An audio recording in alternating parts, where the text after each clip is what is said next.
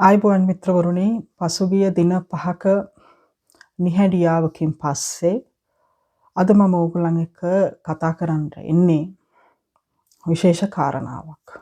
මම අද විශේෂයෙන් අමතන්නේ අපේ රටේ දැන් අවුරුදු 15ක් තිස්සේ ප්‍රජාතන්ත්‍රවාදයට ඉතාම සක්‍රීය දායකත්වයක් දෙමින් තමන්ගේ ඡන්ද බලය උපරිමයට පාවිච්චි කරමින් අපේ රට තිබෙන තැනින් ඉතා ඉහළට ගෙන යයි කියලා අපේක්ෂා කරන දේශපාලන බලවේගයන් වලට එහෙමත් නැත්නම් එහෙමයි කියලා පෙනෙන්නට තිබෙන දේශපාලන බලවේගයන් වලට ඡන්දය දීලා ආණ්ඩු හදපු අපේ ආදරණීය ජනතාවට සහෝදර සහෝදරියන්ට දූ දරුවන්ට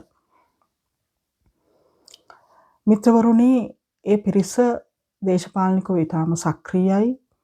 එක ප්‍රජාතන්ත්‍රවාදයේ ඉතා හොඳ ලක්ෂණයක්. ඔවුන් නිසා තමයි මේ අවුරුදු 15 තුලම ආණ්ඩු හැදුනේ, ආණ්ඩු ඉවත් වුනේ, අරගල බිහි වුනේ.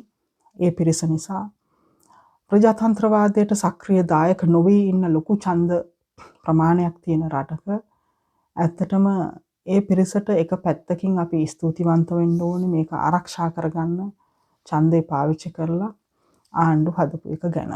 සහ ඒ එක තමන්ගේ අයිතිය භාවිතා කරමින් තමන්ගේ මතය ප්‍රකාශ කිරීම ගැන. අපි මේගොල්ලන්ට දේශපාලන භාවිතාවේදී 68 ලක්ෂය හෝ 69 ලක්ෂය වශයෙන් හඳුන්වනවා. ඒක අපහාස උපහාස කරන්නටත් හඳුන්වනවා. හැබැයි මිත්‍රවරුනි මම දකින්නේ මේ පිරිසේ කවුරුවත් අපේ රට තිබෙන තැනින් නරක තැනකටපත් වෙන්න කියලා හිතලා සහ ඒ අපේක්ෂාවෙන් ඡන්දය පාවිච්චි කරලා නැහැ. ඒ නිසා මිත්‍රවරුනි ඒ ඡන්දය ඊටාම වටිනවා. වගේම ඔවුන්ගේ චේතනාවල් ඊටාම වටිනවා. හැබැයි ඔවුන්ට මේ අවස්ථා කීපෙදිම වෙලා තියෙන්නේ බලාපොරොත්තු කඩවීම, සමාජය තුළ ලැජ්ජාවට පත් වෙන්නට සිදුවීම සහ ඔවුන් අපේක්ෂා කරපු තමගේ ඡන්දය දීලා අපේක්ෂා කරපු අරමුණු විශාල ප්‍රමාණයක් ඉෂ්ට නොවීම. අපි කතා කරන්නේ වර්තමාන තත්ත්වය ගැන මිත්‍රවරුනි. වර්තමාන තත්ත්වයේ අපිට පේන විදිහට කිසිම තැනක පැහැදිලි බවක් නැහැ. ආණ්ඩුකරණයේදී රාජ්‍යතාන්ත්‍රික බවක් නැහැ. සමානාත්මතාවයක් නැහැ. අපිට පේනවා ඊටාම වෛරී ලෙස ආගමික ජාතික ජනවාර්ග ගැටුම් ඇවිලෙන ආකාරයට ආණ්ඩුවේ සමාජිකයන් කටයුතු කරනවා. ඒ වගේම ඒ ආණ්ඩුවේ මම සඳහන් කරන ඩිජිටල් පාර රාජ්‍ය කියලා මම අදහස් කරන්නේ ආණ්ඩුවට පක්ෂව දැඩි ලෙස ඒ වෛරී අදහස් වපුරන YouTube මාධ්‍ය ඒ වගේම රටින් පිටත ඉඳලා ක්‍රියාත්මක වෙන ජනතා විමුක්ති පෙරමුණේ ජ්‍යෙෂ්ඨ මාධ්‍යවේදීන් යයි කියා ගන්නා හෝ මාධ්‍යවේදීන් කියලා අපිට හඳුන්වන්න පුළුවන් එකම මතවාදයක ඉඳගෙන භික්ෂූන්ට බුද්ධ ශාසනයට භික්ෂූන්ට දානය දීමට ඔවුන් අදහස් ප්‍රකාශ කිරීමට මේ වගේ දේවල්ට දැඩි වෛරයක් වපුරන කොටසක් ඉන්නවා. ඉතින් මිත්‍රවරුනි ඊට අමතරව ජනාධිපතිවරයා විසින් යාපනයේදී ගිහින් කරපු ප්‍රකාශය තුළ විශාල බෙදීමක් විශාල ජාතීන් අතර විශාල භේදනයක් ඇති කරනවා. මේ වගේ ප්‍රකාශ සිද්ධ වෙමින් යන මොහොතක රට ඇතුලේ සිවිල් සමාජය තුළ දැඩි බෙදීම් වලට ලක්වෙන දේශපාලනයක් තමයි දැන් මේ සිද්ධ වෙමින් යන්නේ. මේක මං හිතන්නේ අපේ ඒ ආදරණීය ජනතාව ආණ්ඩු හදන්න තමන්ගේ ප්‍රජාතන්ත්‍රවාදී අයිතිය වෙනුවෙන් පිට රටවල ඉඳලා ගිහිල්ලා පවා ඡන්දය දීපු ඒ උනන්දු පිරිස එහෙමත් නැත්නම් අරගල කරන්න එහෙම ඡන්දය දීලා අපේක්ෂා ඉෂ්ට නොවුනහම අරගල කරන්න කෝච්චි පිටින් ගිහිල්ලා ඒ පාලනයන් වෙනස් කරන්න ප්‍රජාතන්ත්‍රවාදී අයිතිය පාවිච්චි කරපු ඒ ජනතාව මේ වැනි දේවල් අපේක්ෂා කළේ නැහැ මිත්‍රවරුනි. ඉතින් අපි දකින භයානකම දෙයක් තියෙනවා අපේ රටේ මේ මොහොතේ සිදුවෙමින් තියෙන. එකක් තමයි ඔය නන්දන ගුණතිලක මහත්මයලා වගේ ඒ හිටපු පාක්ෂිකයන්ට සහ දේශපාලන විරුද්ධවාදීන්ට තියෙන උපක්‍රමශීලී තර්ජනය. මාධ්‍යන්ට තියෙන ගැටලුව. මේ ආසන්නයේදීම අපිට දකින්නට ලැබෙනවා මිත්‍රවරුනි සිද්ධි කිහිපයක්. එකක් තමයි ආණ්ඩුවට පක්ෂ ඩිජිටල් පාරරාජ්‍ය විසින් නීත්‍යානුකූල ක්‍රමයෙන් බැහැරව රටේ නීතිපතිවරයා ඉවත් කරන්නට ගන්න උත්සාහය. මේවට සියල්ලටම ක්‍රමවේද තිබියදී ප්‍රජාතන්ත්‍රවාදීව විශාල බලයක් ලැබිලා තිබියදී මිත්‍රවරුනි ඔබේ ප්‍රජාතන්ත්‍රවාදී ඡන්දයෙන් එතනටපත් වෙලා මේ විදිහට ක්‍රියාත්මක වීම නීතිය ආධිපත්‍යයට විශාල ගැටලුවක්. අපි තව සිද්ධියක් දකිනවා ත්‍රිකුණාමලේ පන්සලේ සිද්ධිය සම්බන්ධ කරගෙන පහර දීමේ සිද්ධියට මානව හිමිකම් නඩුවක් පැවරෙනවා. මානව හිමිකම් කියන්නේ ලෝක සම්මුති වලින් ආණ්ඩු ක්‍රම ව්‍යවස්ථා වලින් දීලා තියෙන අයිතිවාසිකම්. මේක කේවල් වෙනවා මිත්‍රවරුනි අධිකරණය තුල වෙනත් අපරාධමය එහා සම්බන්ධම අපරාධමය ගැටලුවකට.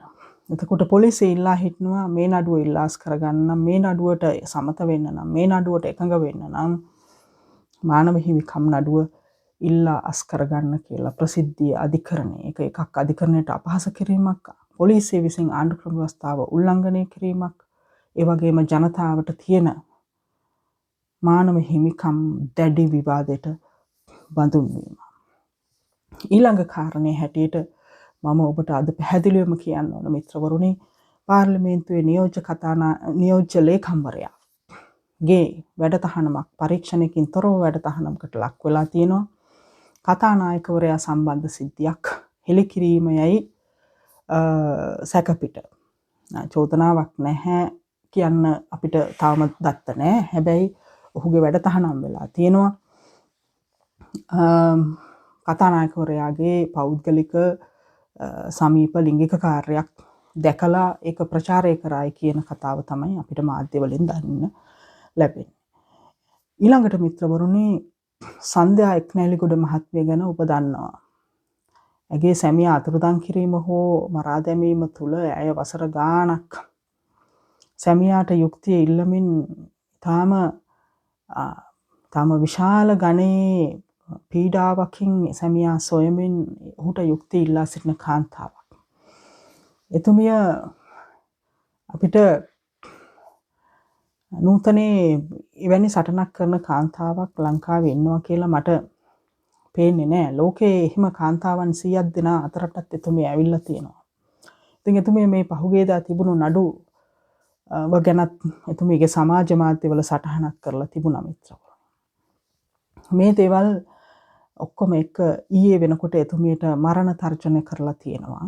නඩුත් හාමුදුරුවන්ගේ බඩුත් හාමුදුරුවන්ගේ කියන උද්ෘතය සමග.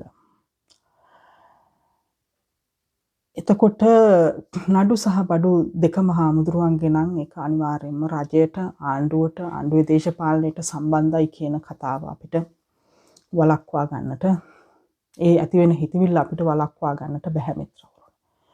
ඉතින් මිත්‍රවරුනි මම මේ කාරණා ටික පෙළගස්සලා කිව්වේ අපි මුහුණ දෙමින් ඉන්න අනතුර ගැන ඔබට දැනුම් දෙන්න. ඔබේ සක්‍රීය ප්‍රජාතන්ත්‍රවාදී අයිතිය අපේ රට හොඳ තැනක් කරන්නට කියලා අපේක්ෂා කරාට එහෙම වෙයි කියලා මේ රජයත් එක්ක මේ ආණ්ඩුවත් එක්ක අපේක්ෂා තියාගත්තට ඒ ආණ්ඩුව පත් කරලා ඒ ආණ්ඩුවට සහාය දැක්වුවට ලොකු බලයක් දුන්නට ඒක නෙමෙයි සිද්ධ වෙන්නේ කියන එක ඔබට දැන් තේරෙනවා ඇති.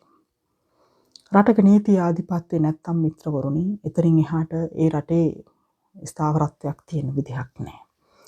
දැන් මේ රට පත් වෙලා තියෙන්නේ ඉන්නේ ඒ තැනට. ඒ තැන වෙනස් කරන්න පුළුවන් සක්‍රීයව දේශපාලනයේ හිටපු ඉන්න මේ පසුගිය වසර 15ෙම ආණ්ඩු හදපු ඒ සක්‍රීය ප්‍රජාතන්ත්‍රවාදයේ භුක්ති විඳින සහ අභ්‍යාස කරන පිරිසට මිත්‍රවරුනි රට වෙනුවෙන් ආපහු හැරෙන්න කාලේ හරි. මේක තව දුරට දිගට ගියොත් ඔබට ඔබේ දරුවන්ට සන්දලාට පාර්ලිමේන්තුවේ නියෝජ්‍ය ලේකම්ට නන්දනලට වෙන ඒ දේවල්ම නීතිපතිවරයාට වෙන දේවල්ම වෙනවා. ඔවුන් මේ සමාජයේ කිසියම් ආරක්ෂාවක් ලබපු පුද්ගලයන්. එනිසා ඔබ හොඳින් හිතලා බලන්න. මිත්‍රවරුනි, අපේ රටේ දැනට යුද්ධයක් නැහැ. සිවිල් ගැටුම් නැහැ.